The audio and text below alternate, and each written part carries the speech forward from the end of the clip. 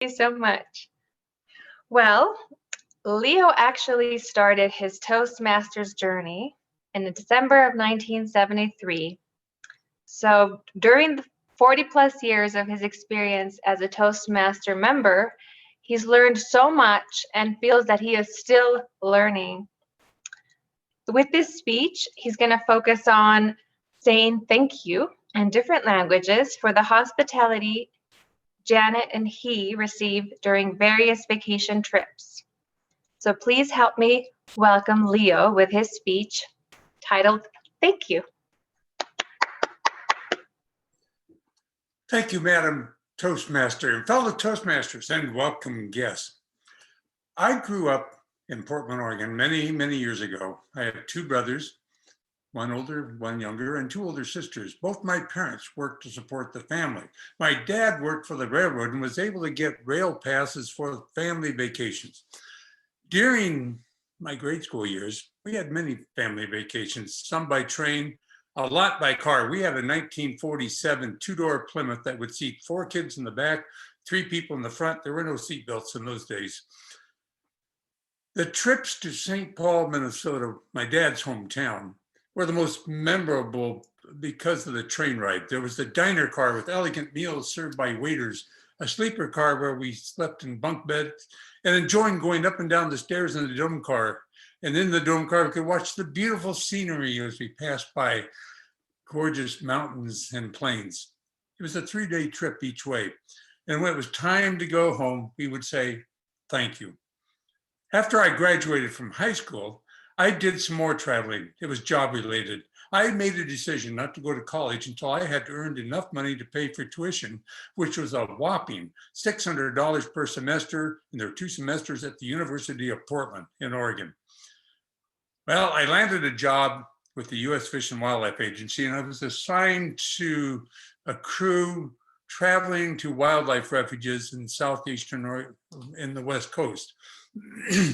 And my first job was in Hart Mountain. It's a national wildlife refuge located in Oregon, near the city of Klamath Falls in Southern Oregon. The refuge itself was awesome for an 18-year-old boy. I could see nature close up. I saw herds of antelope go under a barbed wire fence without breaking stride, bald eagles circling overhead, and bighorn sheep and goats on rocky cliffs, and lizards and snakes and grouse on the ground.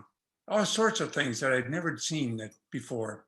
And I was away from home in a place far, far away. And at the end of the workday, we were able to go and soak in the natural hot springs, not a commercialized, near our bunkhouse.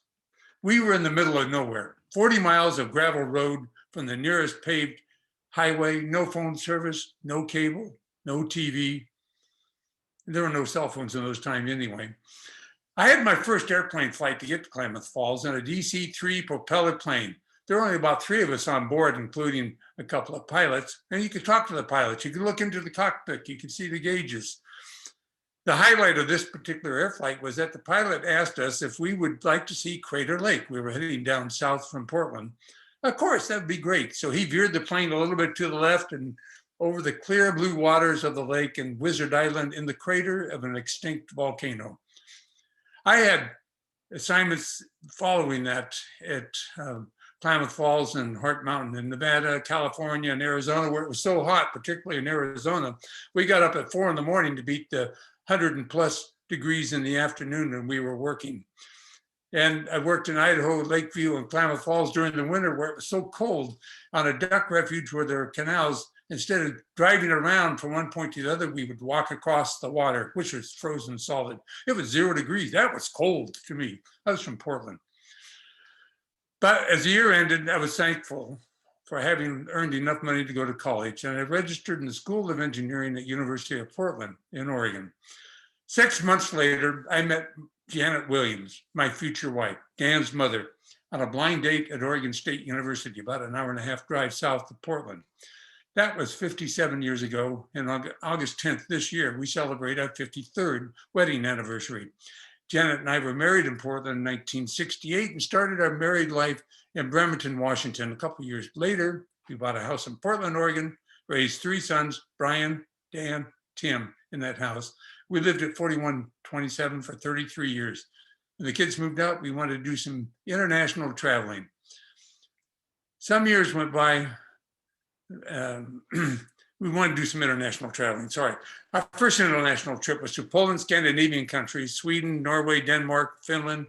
When we left, we said talk to the Scandinavian friends and dziękuję to our Polish friends. Some years later, we went to Italy, visiting Janet's relatives in Torino, and then to Cinque Terre and Roma. Leaving Italy, we said grazie. 1 year we spent in Christmas in Hawaii, mahalo.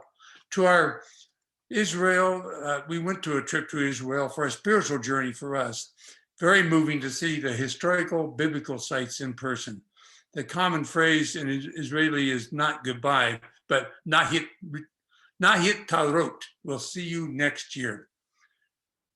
Another trip, a 10-day cruise on the Greek shores of the Adriatic, visiting Croatia, ending in Athens. That was a very thankful trip. Evharisto. I don't speak Greek very well. On our 10-day vacation in Costa Rica, which included a 10-day stay in the jungle, we met with monkeys and feathered friends near our cabin, and we had experiences for which we were very thankful. Grazie. The pandemic has put our trips on hold, but we have plans to make our way to Colorado Springs, to visit Dan, to Seattle, to see Tim's new digs, and hopefully be able to continue our usual annual visits. We've been doing this since 2000, to see the grandkids, Brian and Kaio's children, in Kanazawa, Japan. Arigato.